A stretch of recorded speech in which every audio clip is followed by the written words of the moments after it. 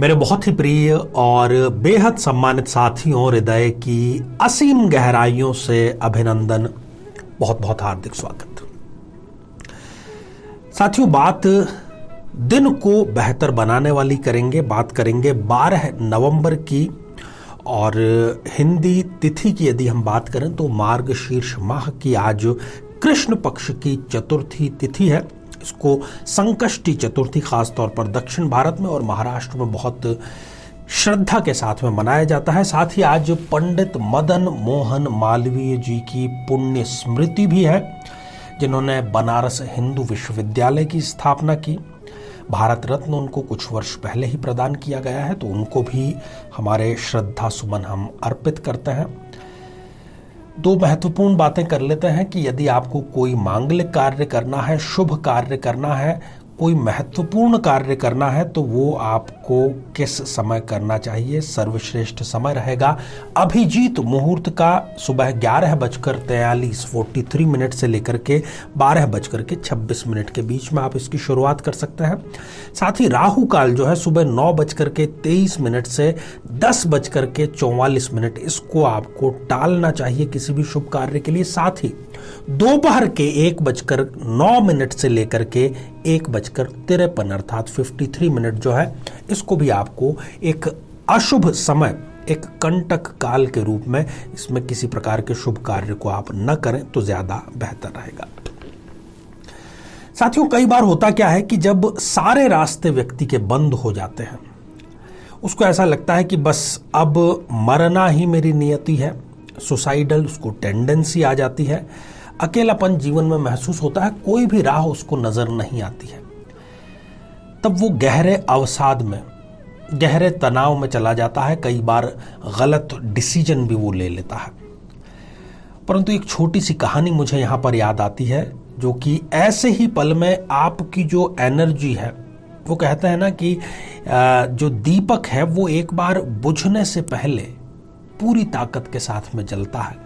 अब वो चिंगारी बहुत बड़ा बदलाव भी कर सकती है। तो कहने का अर्थ ये है कि ईश्वर ने कुछ इस प्रकार की नियति बनाई है कि जब हमें एकमात्र विकल्प दिया जाता है कि ये ही करना है, ये ही हो सकता है, उसमें यदि हम पूरा जोर लगाते हैं तो फिर सफलता जो है हमारे कदम चूमती है।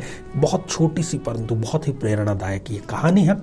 कहानी जापान के लोक जीवन की है। जापान में जो वहाँ का क्षत्रिय समुदाय है उसको समुराई कहा जाता है। लड़ना मरना उनके खून में शामिल होता है। तो ऐसे ही एक समुराई जो वहाँ के सेनापति थे, अपने परिवार के साथ में जीवन यापन कर रहे थे। बड़े योद्धा थे, तलवार को बड़ी सफाई के साथ में चलाते थे।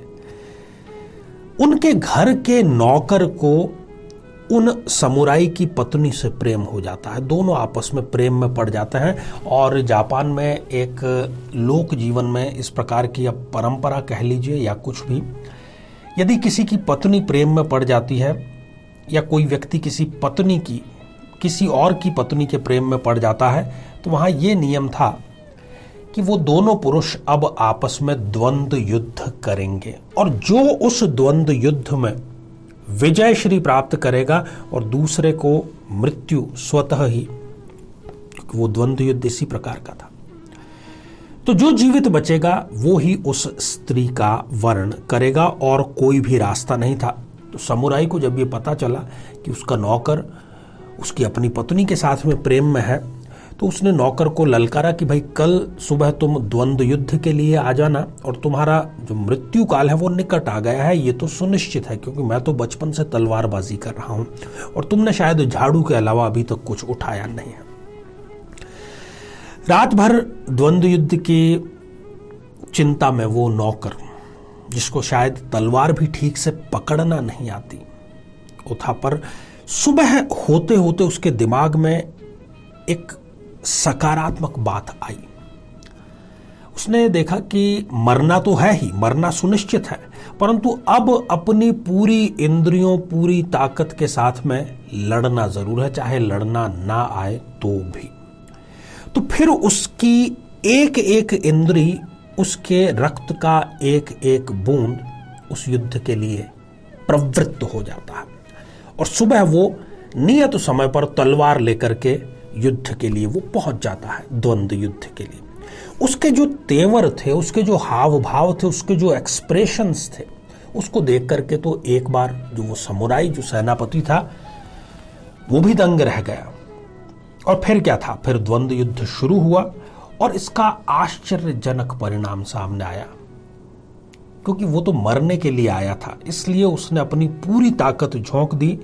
चाहे वो नौसिखिया ही सही था, नौसिखिया भी नहीं था हालांकि वो, परंतु उस युद्ध में उस सेनापति की मृत्यु होती है और वो जो नौकर है वो उस द्वंद्व युद्ध में जीत जाता है। इस प्रकार से उस स्त्री को वो प्राप्त कर लेता है। तो साथियों, कहने का अर्थ यह है कि जब एक ही रास्ता बच जाता है तब ये सोच करके अधिकांश लोग हार मान लेते हैं कि अब ये एक रास्ता है, इसमें मैं पारंगत बिल्कुल भी नहीं हूं, तो मैं पहले ही हथियार डाल देता हूं। जीवन में किसी समस्या का सामना कर रहे हैं, जैसे कि शादी में देरी होना, पति पत्नी में मनमुटाव या तलाक तक की नौबत आ जाना, संतान का प्राप्त न हो पाना, नौकरी या धन प्राप्ति में बाधा आना, जीवन के प्रत्येक क्षेत्र में किसी न किसी प्रकार की बाधा आना, तो आज ही अपनी जन्म पत्रिका का संपूर्ण विश्लेषण करवाएं और पाएं समस्या से सदैव के लिए मुक्ति। तो साथियों, शुरुआत करते हैं राशिफल की, कैसे आज के दिन को बेहतर बनाया जाए। तो सबसे पहले हम बात करेंगे मेष राशि की।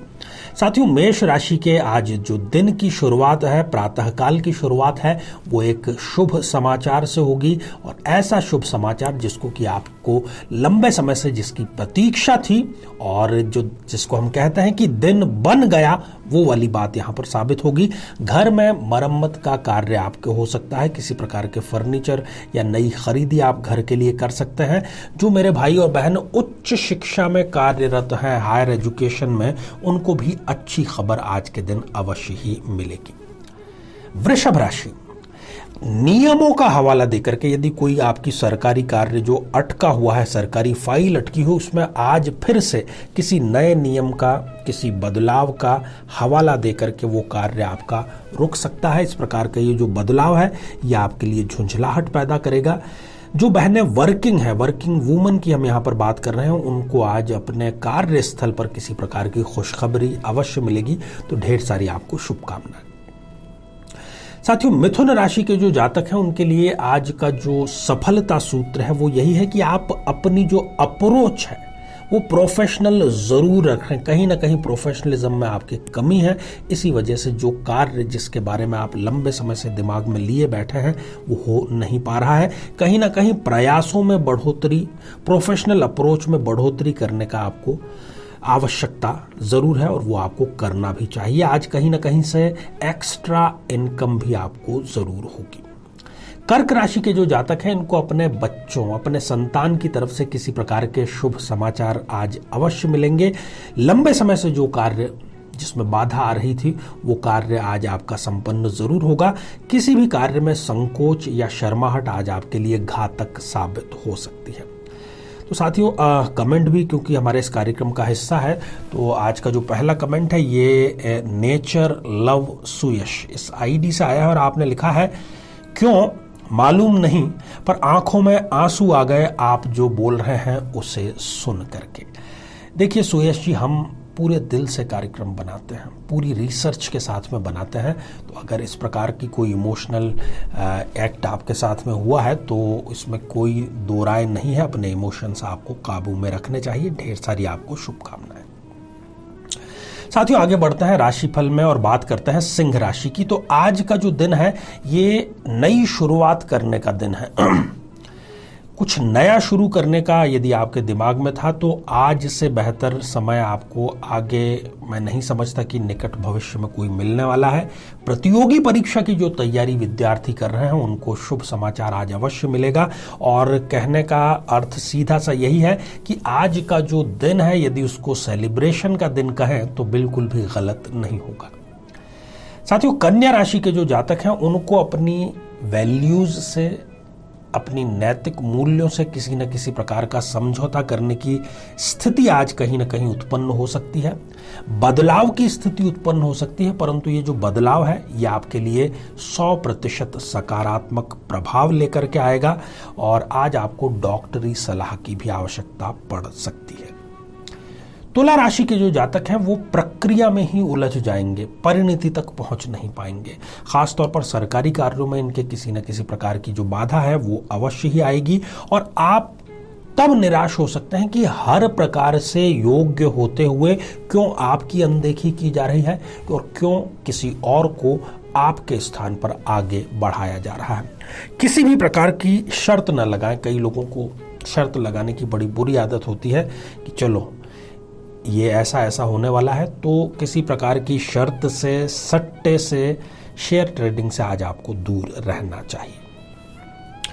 वृश्चिक राशि के जो जातक हैं उनको आज अपने मूल्यांकन में थोड़ा समय देना चाहिए। आपको अपने भीतर झांक करके ये देखने का प्रयास जरूर करना चाहिए कि कहां पर गलती हो रही है।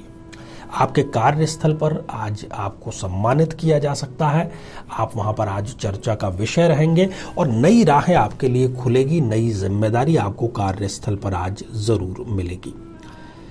साथियों, अगला कमेंट हमने लिया है जितेंद्र गोधिया जी का और आपने हमारे द्वारा पूछे गए प्रश्न का बिल्कुल सही और सटीक उत्तर दिया है, रोचक योग। तो जितेंद्र जी बहुत बहुत साधुवाद, धन्यवाद आपका। साथियों, आगे बढ़ते हैं और बात करते हैं धनु राशि की।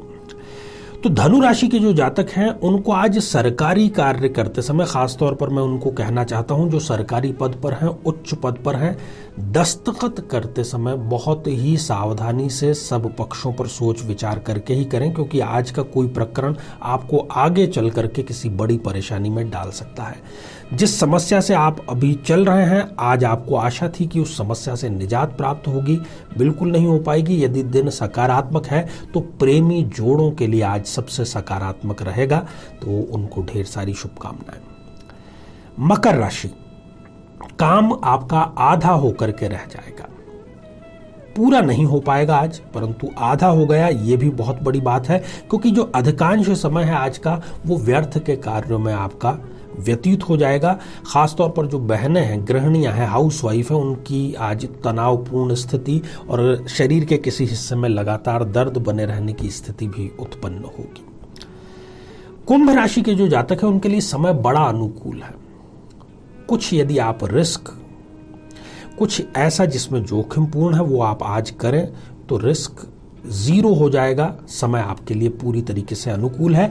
अपने कार्य पर रिसर्च पूरी करें। आज का जो दिन है वो दिमागी कसरत में, आपका दिमागी कार्यों में अधिकांश व्यतीत होगा। मीन राशि के जो जातक हैं वो भी आज पेपर वर्क में, कागजी कार्यवाही में उलझे रहेंगे। कोई नई बात, कोई चौंकाने वाली बात अपने ही कलीग से आपको पता चलेगी। उच्च सिविल सेवा में या हायर एजुकेशन में है या शोधार्थी हैं तो आज किसी प्रकार की जो कॉन्फ्रेंस है उसमें भी आपको जाने का मौका अवश्य ही मिलेगा। तो साथियों, बढ़ते हैं आज के हमारे अगले कमेंट की तरफ और कमेंट है शालिनी दिवाकर जी ने लिख भेजा है और आपने पूछा है, सर मेरे पास माला नहीं है, क्या मैं बिना माला के भी ये पाठ कर सकती हूँ? प्लीज रिप्लाई जरूर करिए। शालिनी जी, बिल्कुल कर सकते हैं आप कर माला अर्थात हमारे जो हाथ है इससे भी हम काउंट करके कर सकते हैं। तो साथियों, इसी प्रार्थना के साथ में कि आज का दिन आपका श्रेष्ठतम दिन साबित हो, आप सभी स्वस्थ, समृद्ध और शांतिपूर्वक जीवन व्यतीत करें। नमस्कार।